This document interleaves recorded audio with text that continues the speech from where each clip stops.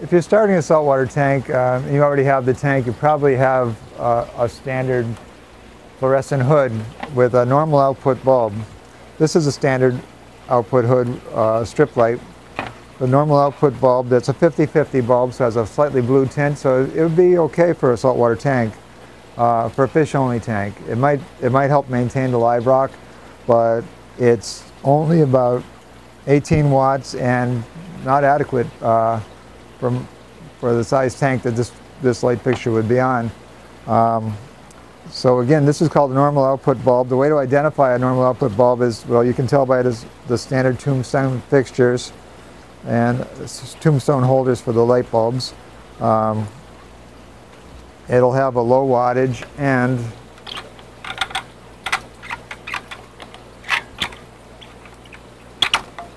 the tubes have 2 pins on each side that are the standard distance, just like the fluorescent lights in your ceiling.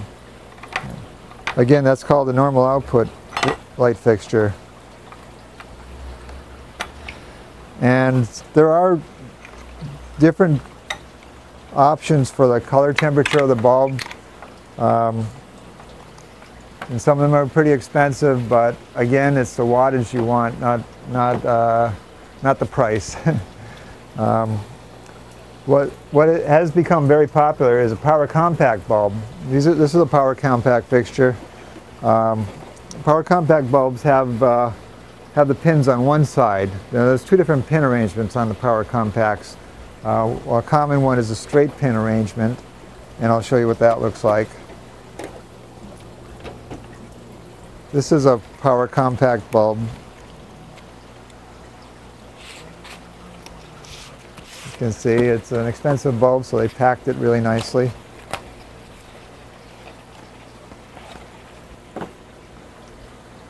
And it has 4 pins on one end. It's 2 little tubes that are connected. So oftentimes when people are asking for the bulb, they tell me they have two bulbs. This is a single bulb with one set of pins. And most fixtures are fairly easy to replace. Pull out the slide and just place it in and put the slide back in. You're good to go. Power compacts, this is the average size power compact bulb. They're 65 watts each, so this would put 130 watts of light onto your tank compared to the strip light that would fit the same tank that does only 18 watts.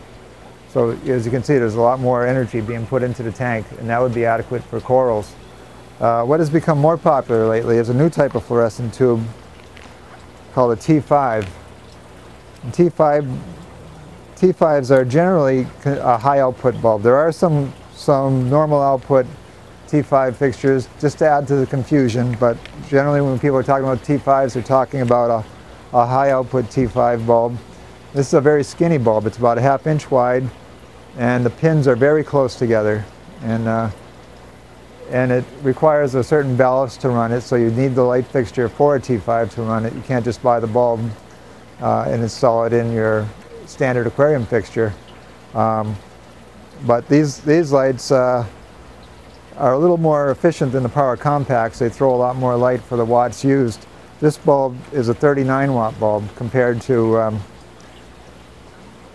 a 36 watt normal output bulb. This would throw a lot more light.